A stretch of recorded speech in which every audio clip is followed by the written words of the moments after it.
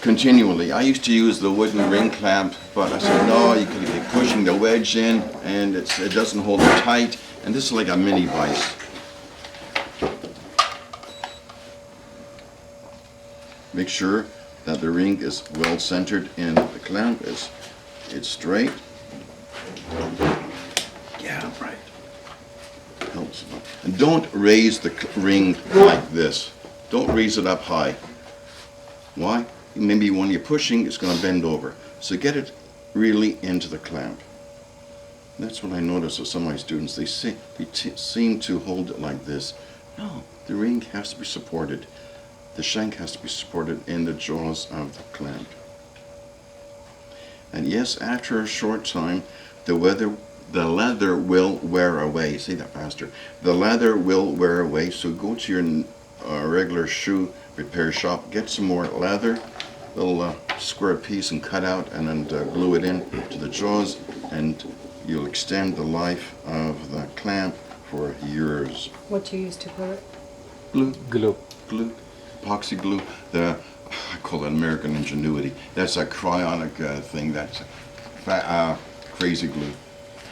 So what I do is when I put the glue in, I tighten it, and it's in there for solid. It's solid stuff. If the ring isn't straight, if it's on an angle, you're going to set the stone flat, but it isn't. It's already on an angle. So make sure, spend an extra few minutes, make sure that the ring is straight, as you can see here. All right? Good, we got that decided. And tighten it. Do I have a year on this? I usually mark I have a thing about writing down the dates. No, I don't have it. It just says, June 1978. So I've had this for a couple of days.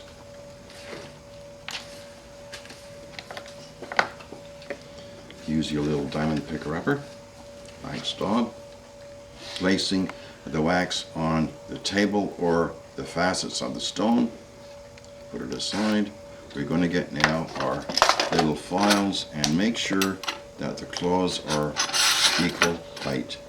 And where is my black marker? There's one over there.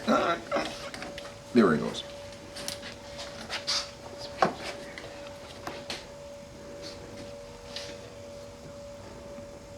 you go. Put the top on so it won't dry out.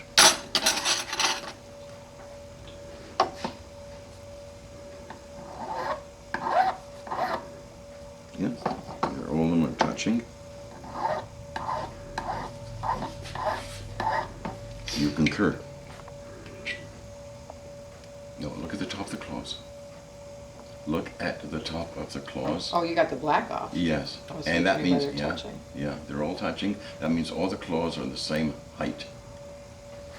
Look at the claws and see some of them black is removed by the file. That's all I want to make sure. Okay.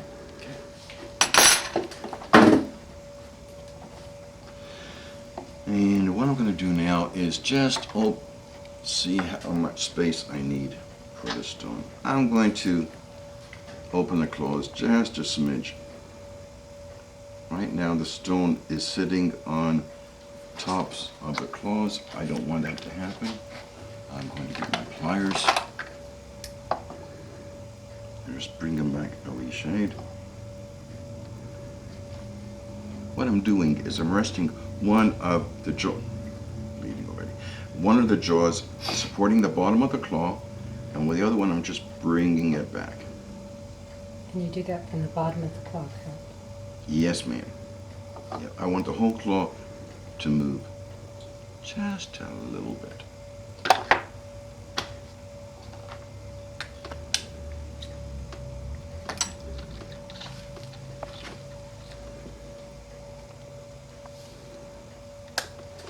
It's on.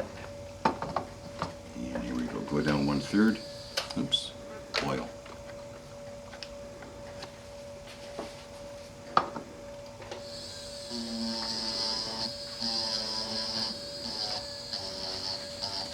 This cut is very important to make sure that it is horizontal to the line of the claw. It shouldn't be crooked, it should be straight across. and just make sure. You're just going to rough or scratch the surface.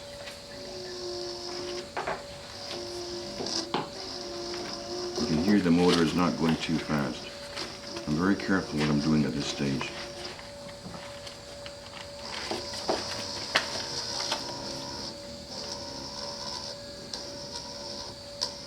How far in do I go? Anybody know? Half, Half what? half the width of No the... more No more than that. Thank you. Make sure that the burr is going full extent the width of the claw. I'm going to go and grab my larger burr. And when we do some practice work, you can borrow the burrs from here.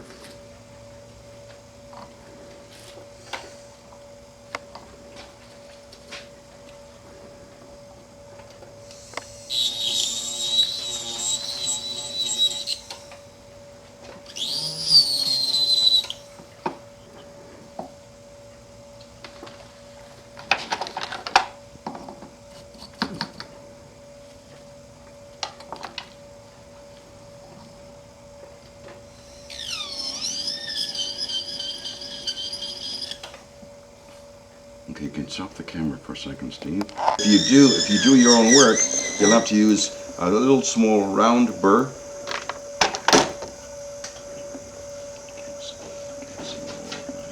Get a very small round burr and just pierce that little decorated area before you put the stone in. You just punch it through. Why is it like that? When the person was making the wax injection, they didn't bother to clean it up. And it's when in the wax, it's very delicate. So they will just leave it alone and let the next person in turn clean it up. So here you're just doing it by just piercing with a small round burr. So you don't even put that on your flexure? No. Have a look and see. Now I'm ready to put the stone in. What am I looking for now? That the other three indentations are pretty well level and horizontal and the same depth from the claw tip.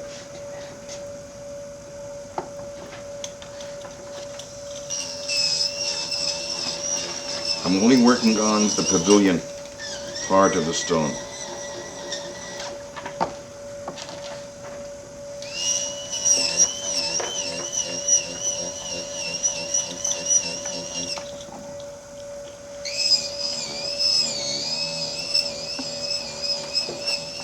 And this is the 156C? Yes, ma'am. Okay. And I'm working on the full width of the claw, because that's where, on this larger 4.5 millimeter stone, that's where that stone is going to be resting against, the full width of the claw. So you go back and forth? Yes, ma'am. I'm going full width, from the left to right, back a few times, until I feel that is nicely contoured. Now, do you re-oil your... If I find that the oil could be interfering with my line of sight, I'll just let it run away. But if I find that it's not cutting, yes, I'll go back to use the oil, and that oil, in conjunction with the turning wheel burr, it will remove the silver dust as I'm working.